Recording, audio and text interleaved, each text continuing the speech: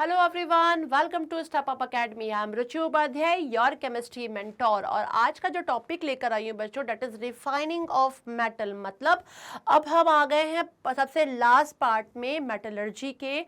मतलब हमने अभी तक क्या देखा, मैंने मेटलर्जी के 3 पार्ट बनाए थे, पार्ट 1, पार्ट 2, पार्ट 3। वो प्रोसेस होने के बाद अब हम फाइनली आ गए हैं क्या, रिफाइनिंग के प्रोसेस पे। तो क्या होता है बच्चों, रिफाइनिंग की प्रोसेस कब होती है, ये चीज़ अपने को समझना बहुत ज़रूरी है। क्या होता है कि देखिए, आपने देखा कि एनरिचमेंट हुआ, ठीक है। एनरिचमेंट में आपने क्या किया था, जो भी और हमें मिल रहा था उसमें गैंगी पार्टिकल्स, मैट्रिक्स बहुत ज़्यादा थे, मतलब जिनको बोलते हैं ना अनवांटेड मटेरियल बहुत ज़्यादा चिपके हुए थे, उनको हमने क्या किया था, अलग अलग प्रोसेस से वो गंदगियों को हटाया था। तो उसमें हमने जो प्रोसेस यूज की थी डेट वाज हाइड्रोलिक प्रोसेस, जो हमारा था froth flotation process, magnetic separation process, chemical process, separation process, that is a leaching. तो ये एनरिचमेंट किया था। एनरिचमेंट के बाद मैंने जो पार्ट बताया था बच्चों, वो था कि जो अब हमें कंसंट्रेटेड ओर मिले हैं, एनरिच्ड ओर मिले हैं, अब उनको हमें कन्वर्ट करना था मेटल ऑक्साइड में। तो एक पार्ट था हमारा जिसमें हमने मेटल ऑक्साइड में उसको कन्वर्ट किया था। दूसरे पार्ट में हम आए थे तो फिर हमने क्या किया था, मेटल ऑक्साइड का रिडक्शन हुआ था। और मेटल ऑक्साइड का जब रिडक्शन हुआ था तो हमें क्या मिले थे, मेटल मिले थे। अब रिडक्शन जो हुआ था मेटल ऑक्साइड का, वो लो रिएक्टिव मेटल ऑक्साइड अलग, उनका रिडक्शन की प्रोसेस अलग थी। तो मॉडरेट रिएक्टिव जो थे मेटल ऑक्साइड, उनकी रिडक्शन की प्रोसेस में अलग तरीके के रिड्यूसिंग एजेंट थे। और जो हाईली रिएक्टिव थे उसमें क्या किया गया था, इलेक्ट्रोलिसिस की प्रोसेस लगाई गई। और इस तरीके से फिर हमें क्या मिले थे, मेटल मिले थे। ओके, तो ये मैंने पार्ट्स में मेटलर्जी पार्ट 1, पार्ट 2, पार्ट 3 करके समझा दिया है। आज मैं अब आई हूं एक्सट्रैक्शन ऑफ मेटल। मतलब हमें मेटल मिल चुका है, बट कहीं ना कहीं वो मेटल कैसा है, इम्प्योर है। कैसा है, इम्प्योर मेटल है। अब हमें इसे क्या करें, रिफाइनिंग करके उसको प्योर मेटल चाहिए। अपने को क्या चाहिए, प्योर मेटल। तो हम पढ़ेंगे क्या, रिफाइनिंग ऑफ मेटल। तो what is refining of metal, पहले हमें यह समझना बहुत अच्छे तरीके से जरूरी है कि व्हाट इज रिफाइनिंग। तो यहां लिखा the process of purifying impure metals, ठीक है। मतलब हमने जब लास्ट जो पार्ट पढ़े हैं मेटलर्जी के, उसमें भाई हमने मेटल तो ले लिया, हमें मेटल मिल गया। मतलब एनरिच्ड ओर से मेटल ऑक्साइड बना, मेटल ऑक्साइड से हमें मेटल मिल गए, ठीक है ना। माना कि लो रिएक्टिव मेटल ऑक्साइड थे, मॉडरेट भी थे और हाईली भी थे, सबकी अलग अलग प्रोसेस थी और हमने वो प्रोसेस लगाई और हमें मेटल मिला। बट वो जो मेटल मिला वो कहीं ना कहीं मेटल कैसा था, इम्प्योर मेटल था। तो अब हम क्या करेंगे, the process of purifying impure metal is called refining of metal. अब वो जो इम्प्योर मेटल है उसको हम क्या करेंगे, प्योर करेंगे। तो जब हमें प्योर मेटल मिलेगा तो वही हमारा क्या हो जाएगा, रिफाइनिंग की प्रोसेस होगी। The most important and most widely use method for refining impure metal is electrolytic refining. Specially कौन सी प्रोसेस होती है बच्चों, इलेक्ट्रोलिटिक रिफाइनिंग की प्रोसेस है, जिसमें हमें इम्प्योर मेटल से प्योर मेटल मिलता है।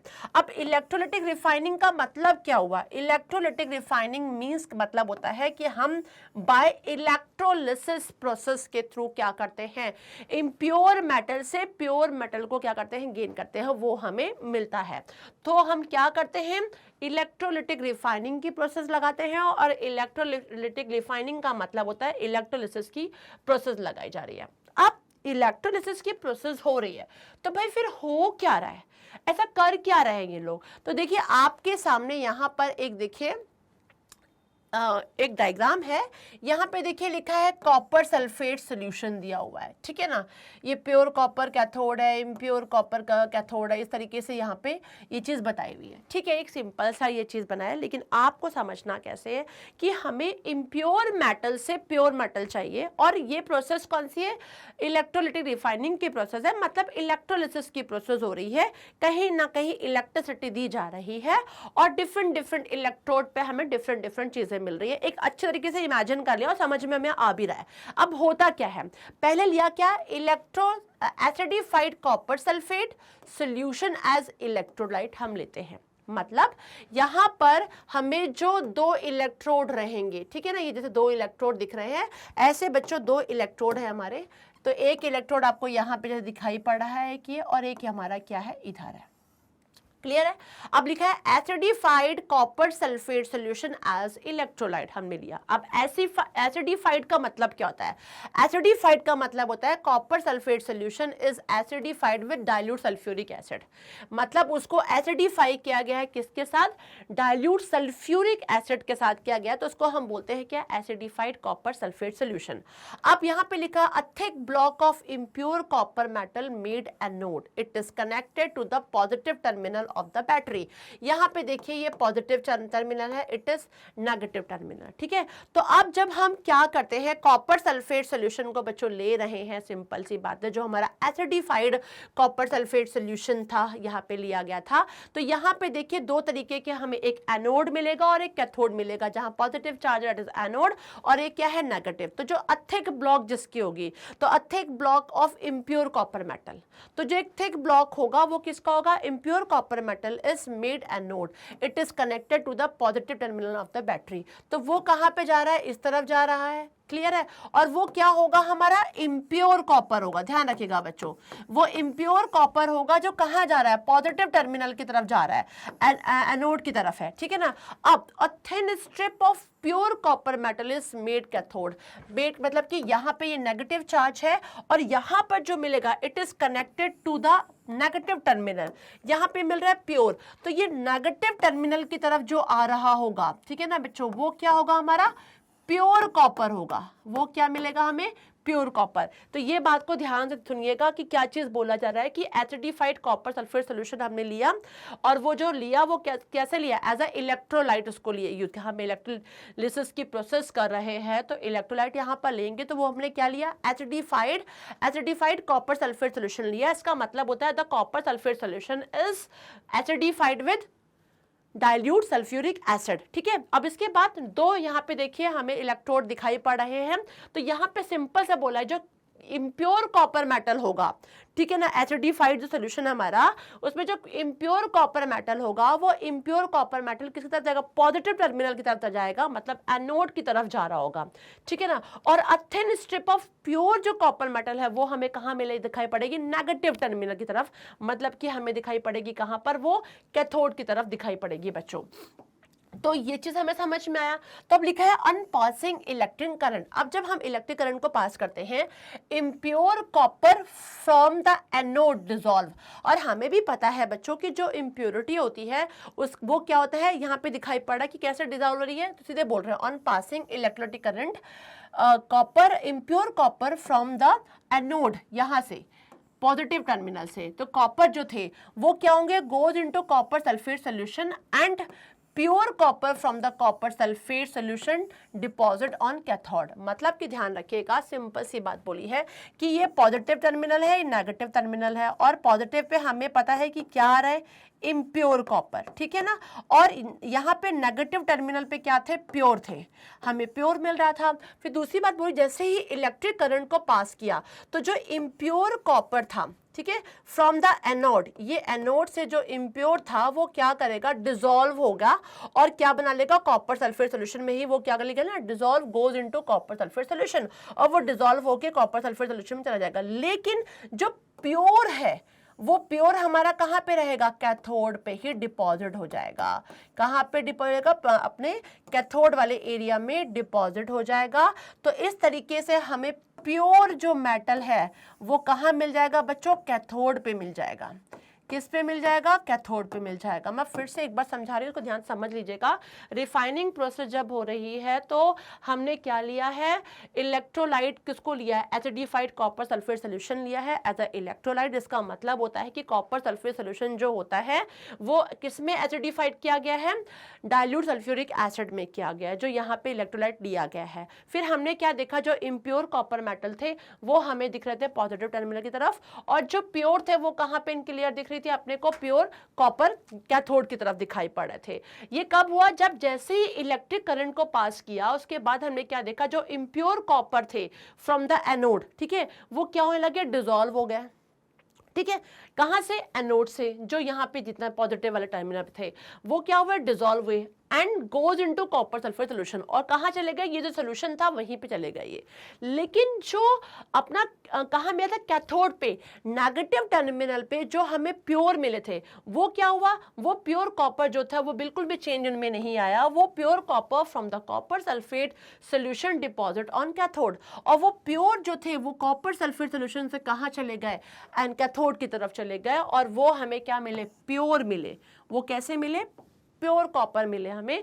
इस तरीके से देखिए क्या हुआ? रिफाइनिंग की प्रोसेस हुई। अब यहाँ पे भी एक चीज लिखा हुआ ध्यान देखिए कि अब जो हुआ वो कैसे हुआ ये भी समझने की जरूरत है। कि ये तो मैंने आपको बता दिया, लेकिन कैसे अपने को मिल गया यहाँ पे प्योर?